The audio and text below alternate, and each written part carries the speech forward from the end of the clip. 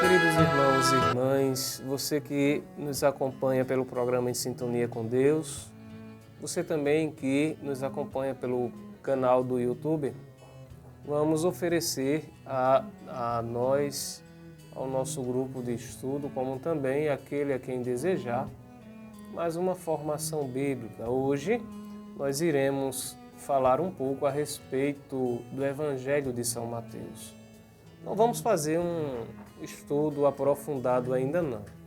Será somente uma ligeira introdução para que a gente possa dar continuidade ao nosso programa anterior, quando falamos dos evangelhos sinóticos.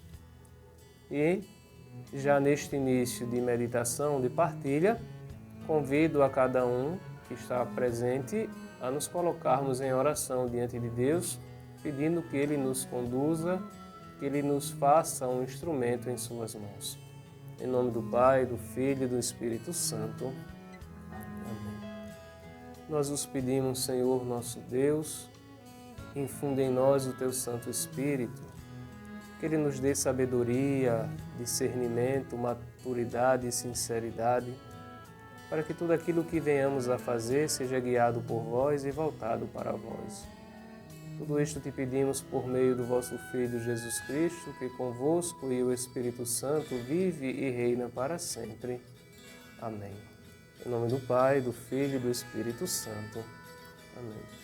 Então, querido irmão, querida irmã, hoje nós iremos conhecer rapidamente o evangelista intitulado por Mateus.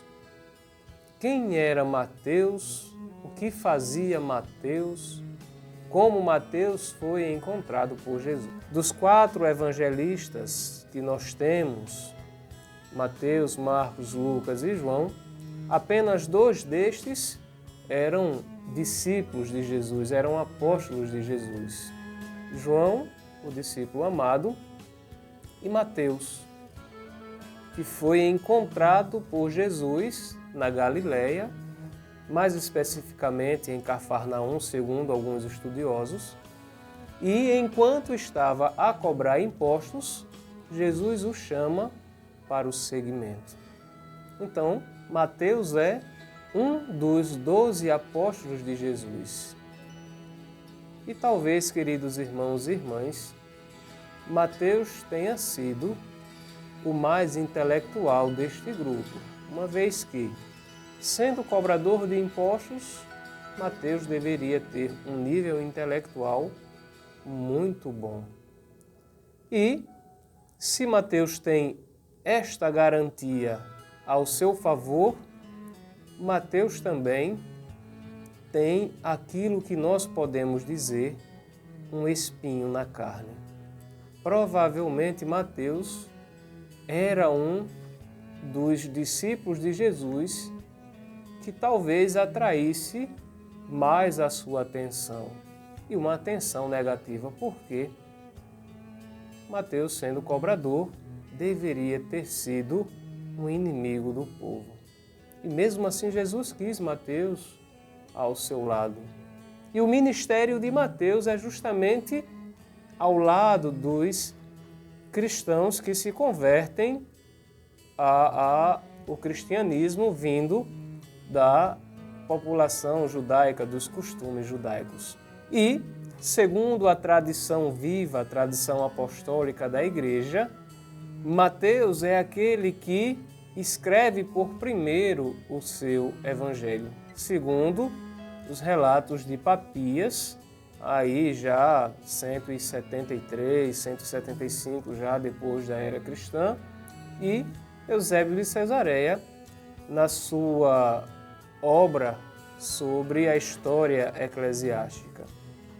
Então, queridos irmãos, aqui a gente já vai reforçando algumas coisas que foram ditas anteriormente. A primeira delas é que Mateus, ele escreve o seu evangelho dentro de uma realidade judaica, no país em que Jesus pregou, sendo ele o primeiro a escrever. Logo, Mateus tem todo o arsenal necessário para colocar nos pergaminhos, nos papiros, aquilo que a comunidade cristã tinha experimentado de Jesus, experimentado de outros apóstolos e experimentava agora na sua vida litúrgica. Deus, quando escreve o seu evangelho, ele vai se utilizar muito daquilo que está presente no seu meio popular, ao seu derredor. Então, Mateus vai escrever primeiramente em aramaico, uma língua semita, a língua do povo de Jesus, o aramaico, e algumas partes do seu evangelho também vai ser escrito em hebraico. Agora, como nós dissemos anteriormente em outra meditação, o hebraico era mais usado no contexto litúrgico, nas sinagogas. E o aramaico, já depois do século IV, o aramaico pouco a pouco vai caindo em desuso, mas mesmo assim Mateus escreve ainda o seu evangelho em aramaico, uma vez que estes judeus das primeiras comunidades estavam ainda conscientes desta língua e de tudo aquilo que algumas palavras que Mateus escreve em seu evangelho alcança uma abundância de significados, de sentidos maior para estas pessoas. É claro que depois algumas pessoas vão traduzindo estes escritos de Mateus do hebraico para o grego, uma vez que o grego koiné era a língua popular na época de Jesus, a língua comercial, e também, uma vez que os judeus, com a destruição do templo em 70, se dispersam pelas nações, é natural que os textos bíblicos sejam traduzidos para esta língua na qual todos conhecem. É preciso que a gente reforce, sobretudo, nas simbologias presentes no Evangelho de Mateus. Por exemplo, 14 gerações até Abraão, 14 gerações de Abraão até Davi, 14 gerações de Davi até Jesus, isso na sua genealogia, para falar muito daquilo que é a totalidade entendida pelos judeus. Como também Mateus vai, em seu evangelho, colocar discursos de Jesus. Ao menos 5 discursos Mateus vai colocar para simbolizar nestes discursos os 5 primeiros livros, uma vez que, para Mateus, Jesus é o novo Moisés. E aqui vem uma outra coisa que é importante que nós saibamos. Dos 4 evangelhos que nós temos, Mateus é aquele que mais se utiliza das profecias do Primeiro Testamento, do Antigo Testamento.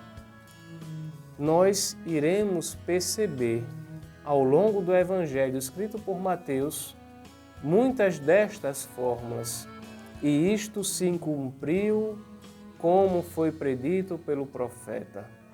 E isso se cumpriu segundo as Escrituras. Então, Mateus faz deste seu Evangelho a apresentação do cumprimento da palavra de Deus, da revelação de Deus. Uma vez que Mateus é da região de Jesus, onde ele escreve o seu Evangelho, ele vai apresentar detalhes da geografia, dos costumes, das tradições, de forma muito mais abundante que os outros evangelistas. Então, por hoje, querido irmão, querida irmã, nós apresentamos Mateus de uma forma muito resumida e vamos nos permitir que mais para frente, posteriormente, possamos fazer um estudo bem aprofundado sobre este evangelista. Então, que Deus seja a nossa luz, ninguém mais. Um forte abraço.